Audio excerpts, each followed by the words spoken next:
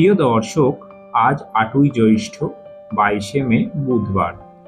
আজকের দিনেই ভগবান বিষ্ণু তার চতুর্থ অবতার নৃসিংহদেব বা নরসিংহদেব রূপে আবির্ভূত হয়েছিলেন। শাস্ত্রমতে অত্যাচারী হিরণ্যকশ্যপকে বধ করার জন্য ভগবান শ্রী বিষ্ণু নরসিংহদেব অবতারে মর্তে এসেছিলেন। তাই আজকের দিনে বহু মানুষ নিষ্ঠা সহকারে এই নরসিংহদেবের ব্রত পালন করে থাকেন। এমনকি সৃষ্টিশক্তি লাভের জন্য পিতামহ ব্রহ্মাও এই নরসিংহ চতুর্দশী পালন করেছিলেন এবং ত্রিপুরাসুরকে বধ করার জন্য দেবাদিদেব মহাদেবও এই ব্রত পালন করেছিলেন।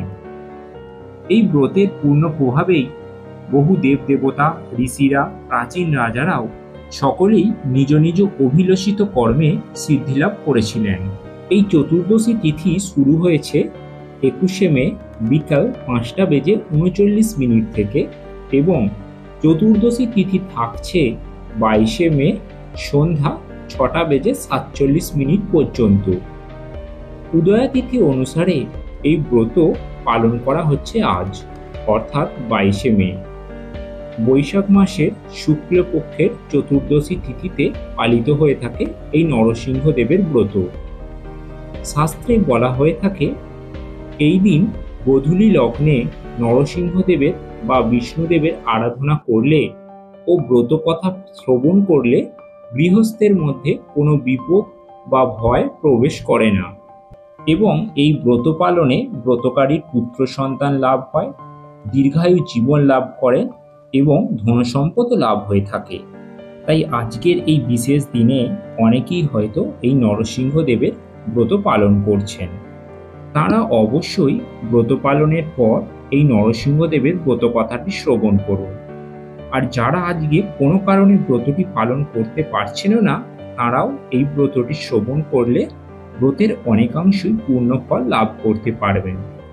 চলুন তাহলে শুরু করছি শ্রী শ্রী নরসিংহদেবের ব্রতকথা।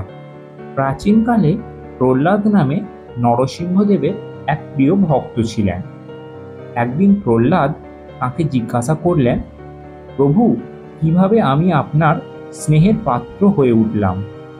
তখন নরসিংহদেব বললেন, পুরাকালে অবন্তিপুরে বসু শর্মা নামে এক ব্রাহ্মণ বাস করতেন। তিনি নানাবিধ যজ্ঞ করে সর্বদা দেবতাদের তুষ্ট রাখতেন।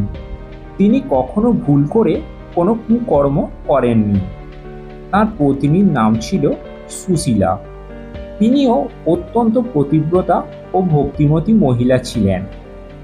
তাদের ৫ পুত্র সন্তান হয় যথাক্রমে।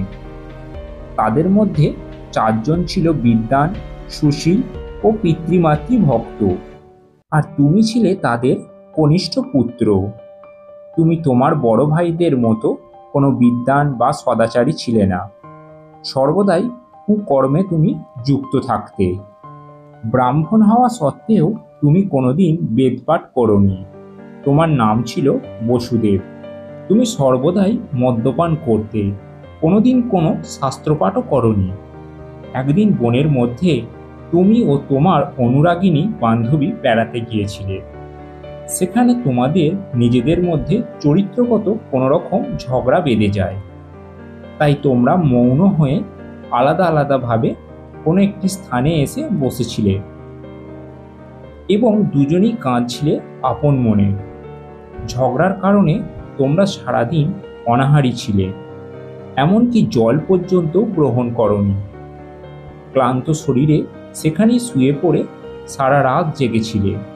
আর তুমি শুয়ে শুয়ে তখন ভগবানের কাছে প্রার্থনা করছিলে এবং বলছিলে, এ জগতে কত লোক সুন্দর, আমার মা বাবাও কত ধর্মপ্রাণ, আমার ভাইয়েরাও কত নিষ্ঠাবান, আর আমি অধঃপতিত, বড় অসহায়, নিঃসঙ্গ। তাই তোমার কাছে প্রার্থনা করছি, আমাকে বিশুদ্ধ জীবন প্রদান করো। অন্যদিকে একইভাবে তোমার বান্ধবীও একা একা কাঁদতে কাঁদতে অনুশোচনা করতে লাগলো এবং ভগবানের কাছে সেও প্রার্থনা করল তার জীবনের পরিবর্তন করে দেওয়ার জন্য। সে আর এই নিকৃষ্টতম জীবন কাটাতে পারছে না। তোমরা দুজনেই যে জায়গায় ছিলে সেই বনের মধ্যে জায়গাটি ছিল প্রাচীন আমার মন্দিরের ধ্বংসস্তূপ জায়গা। আর সেই দিনটি ছিল বৈশাখ মাসের শুক্লপক্ষের চতুর্দশী তিথি, অর্থাৎ আমার আবির্ভাবের দিন। আর তোমরা দুজনেই উপবাস ছিলে, রাত্রি জাগরণও করেছিলে এবং জীবনের জন্য কল্যাণ প্রার্থনাও করছিলে।